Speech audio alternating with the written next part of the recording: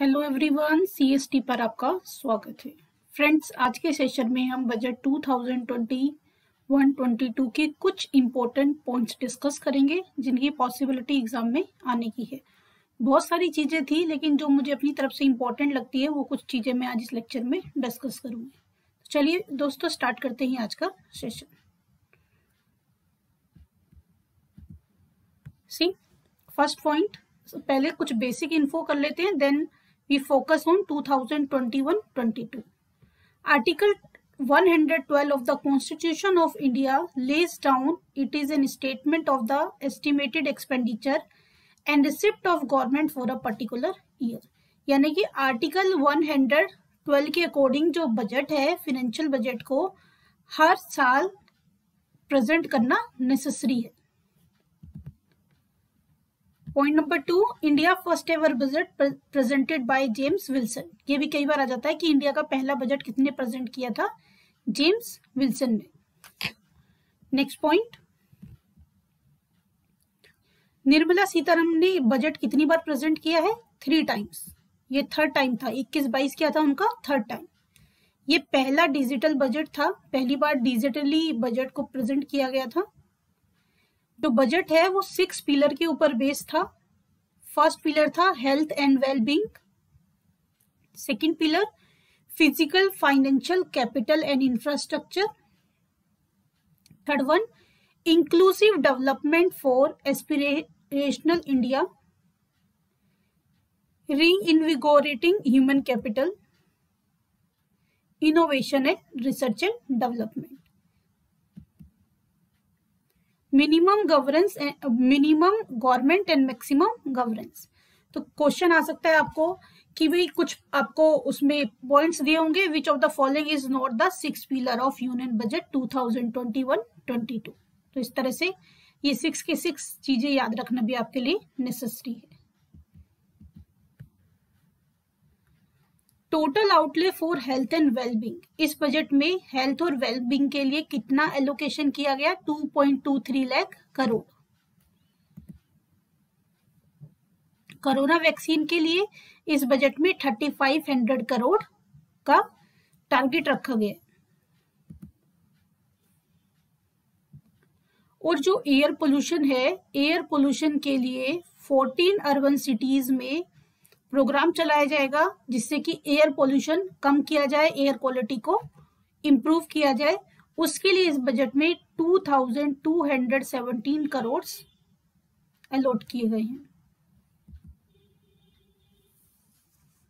And increase in foreign direct investment, जो foreign direct investment presently 49% है, उसको increase करके टारगेट रखा गया है 74% तक करने का।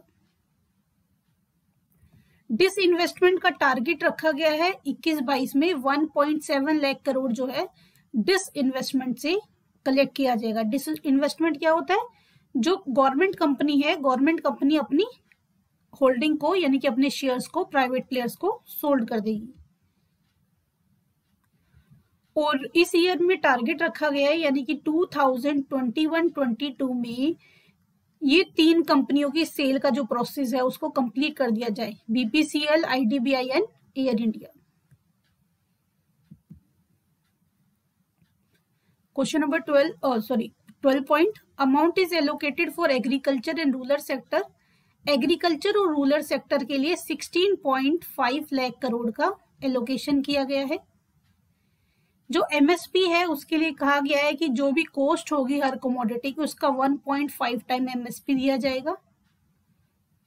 रूरल इंफ्रास्ट्रक्चर डेवलपमेंट फंड के लिए कहा गया है कि पहले 30,000 था, ये इस साल के लिए क्या है? 40,000।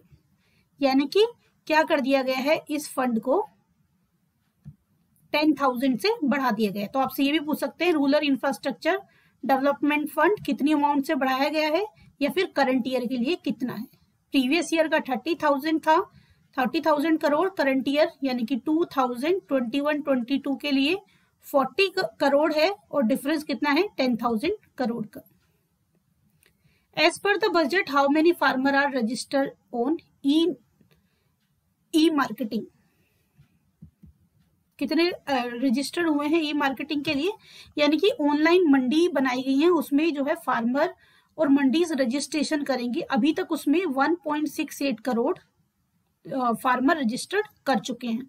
तो आपसे ये भी पूछा जा सकता है कि कितने लोग ई मंडी में रजिस्टर्ड कर चुके हैं। जो टोटल एक्सपेंडिचर पैक किया गया है 2021-22 के लिए, वो क्या है गया है 34.83 लाख करोड़, जिसमें से कैपिटल एक्सपेंडिचर है आपका 5.54 लाख करोड़। 60 जो है अपनी जो गोवा है वो अपनी 60th लिबरेशंस एनिवर्सरी बनाएगा, यानी कि पहले जो उसका किसी के अगेंस्ट था, आई थिंक पोर्चुगल के अगेंस्ट उसने अपनी विक्ट्री गेट की थी, लिबर्टी गेट की थी, उसका 60th एनिवर्सरी है। उसके लिए, उसके सेलिब्रेशन के लिए गोवा को 300 करोड़ रुपीस एलोकेट किए गए हैं। जो आईटी रिटर्न है, जो 75 ईयर से अबव हैं, उनका अगर उनको पेंशन से इनकम आ रही है या फिर इंटरेस्ट ऑन डिपॉजिट से इनकम आ रही है, तो उस इनकम के लिए उनको रिटर्न फाइल करने की नीड नहीं है और उनके ऊपर टैक्स भी नहीं लगाया जाएगा। फिस्कल डेफिसिट जो 2020-21 है वो काउंट किया गया है 9.5% ऑफ जीडीपी, और 21-22 का टारगेट रखा गया है कि अप्रोक्सीमेटली 6.8% जीडीपी का फिस्कल डेफिसिट होगा। गवर्नमेंट कोशिश करेगी, क्योंकि कोविड की वजह से भी बहुत सारा फिस्कल डेफिसिट, यानी कि गवर्नमेंट का अनएक्सपेक्टेड एक्सपेंडिचर हो गया है, इसलिए भी फिस्कल डेफिसिट बहुत ज्यादा बढ़ गया है। इसकी वजह से क्या बढ़ गया है, गवर्नमेंट को बोरिंग करनी पड़ेगी, तो उससे इंटरेस्ट पे आउट बढ़ जाएगा। फिस्कल डेफिसिट के लिए टारगेट रखा गया है कि जो फिस्कल डेफिसिट इतना सारा ये बढ़ गया है, इसको 4.5 तक लाया जाएगा। कब तक? 2025-26, यानी कि फाइनेंशियल ईयर 2025-26 तक जो फिस्कल डेफिसिट है वो जो इतना ज्यादा बढ़ गया है उसको कहां तक लाने की कोशिश की जाएगी? 4.5%। Amount is allocated for urban स्वच्छ भारत मिशन 2.0 ओवर 5 ईयर। स्वच्छ भारत मिशन के लिए 1,41,678 करोड़ एलोकेट किए गए हैं। और जो एमएसएमई है, एमएसएमई के लिए 15,700 करोड़ अमाउंट एलोकेट की गई है, जो कि पिछले है डबल है। सैनिक स्कूल स्टार्ट किए जाएंगे with partnership with private school and NGO. तो 100 सैनिक स्कूल स्टार्ट करने का टारगेट रखा गया है। इसके अलावा Eklavya model residential school for SC and ST, तो 750 एकलव्य मॉडल स्कूल ओपन करने का टारगेट रखा गया है, जिससे कि एससी और एसडी को डायरेक्टली एडवांटेज हो। उसके लिए स्कॉलरशिप भी रखी गई है उनके वेलफेयर के लिए, तो matric scholarship scheme for welfare of SC, जिसके लिए 35,219 करोड़ एलोकेट किए गए हैं। इस बजट के अकॉर्डिंग इस ईयर में, यानी कि 2021-22 में सेंटर यूनिवर्सिटी बनाई जाएगी। कहाँ बनाई जाएगी? वो लद्दाख में। पीएम आत्मनिर्भर स्वस्थ भारत योजना के लिए 64,180 करोड़ एलोकेट किए गए हैं। जो असम है और वेस्ट बंगाल है, उसके टी वर्कर के लिए भी कुछ अमाउंट एलोकेट की गई है, यानी कि जो असम में जो टी वर्कर हैं, जिसमें कि वुमेन है और उनके ऊपर डिपेंड चिल्ड्रन हैं, उनके लिए 100 करोड़ की अमाउंट क्या की गई है? एलोकेट की गई है। कॉटन पर 10% कस्टम ड्यूटी, और जो ऑटो पार्ट्स हैं उन पर 15% कस्टम ड्यूटी का इंक्रीमेंट किया गया। पहले कॉटन पर 0% होती थी कस्टम ड्यूटी, अब उसको 0% को क्या कर दिया गया है? 0% से इंक्रीज करके क्या कर दिया गया? 10%। और ऑटो पार्ट्स पर इंक्रीज किया गया है 15%।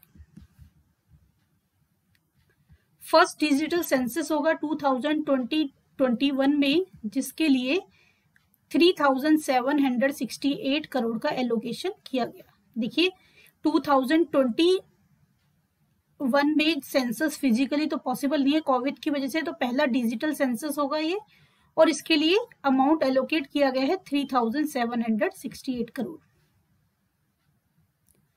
जो गवर्नमेंट है, गवर्नमेंट ने डिसइन्वेस्टमेंट की जो अपनी स्ट्रेटेजी बनाई है उसके लिए उसने क्या किया है, आईपीओ लॉन्च किया है 21-22 में। कहते हैं which companies IPO will be launch in 2021-22 as a part of government disinvestment strategy. तो किसका किया गया है, LIC।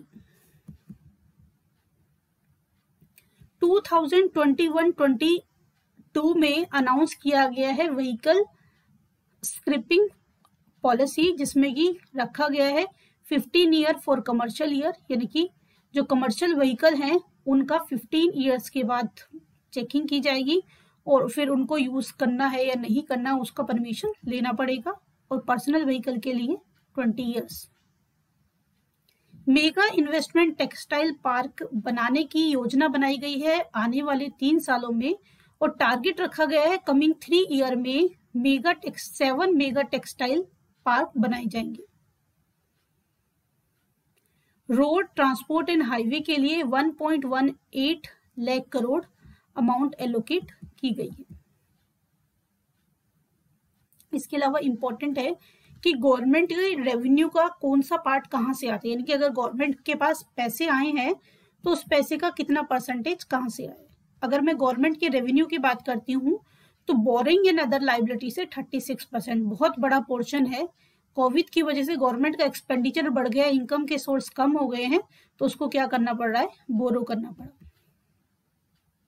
कॉर्पोरेट टैक्स से 13%, इनकम टैक्स से 14%। बिफोर दिस ईयर यानी कि 2020-21 से पहले इनकम टैक्स से कम अमाउंट आती थी और कॉर्पोरेट टैक्स से ज्यादा आती थी, लेकिन 2020-21 में कॉर्पोरेट टैक्स से 13% आया और इनकम टैक्स से 14%, जीएसटी से 15%, नॉन डेब्ट कैपिटल रिसिप्ट से 5%, non tax revenue 6%, union excise duty 8%, custom duty 3%। ठीक है, this are the source of government revenue. Expenditure कहाँ किया है गवर्नमेंट ने, इंटरेस्ट पे आउट करने में 20%, यानी कि जो ये अर्निंग थी इसका 20% इंटरेस्ट पे करने में, जो बोरिंग थी गवर्नमेंट की उसके ऊपर। सेंटर स्कीम में 13%, सेंटर स्पॉन्सर स्कीम में 9%, other expenditure 10%, pension 5%, state share in taxes and duties 16%, जो सेंटर के पास टैक्स आता है उसमें स्टेट्स का भी शेयर होता है, तो 16% जो गवर्नमेंट के पास होल्डिंग आई थी वो स्टेट्स के पास गई। Finance commission and other transfer 10%, and subsidies था 5%।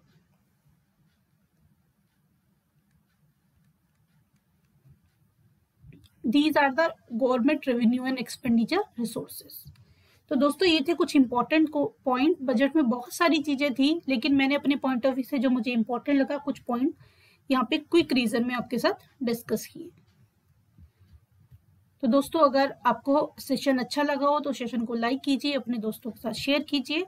अभी तक आपने हमारा चैनल सब्सक्राइब ना किया हो तो चैनल को सब्सक्राइब कीजिए और नोटिफिकेशन के लिए बेल आइकन को प्रेस कीजिए।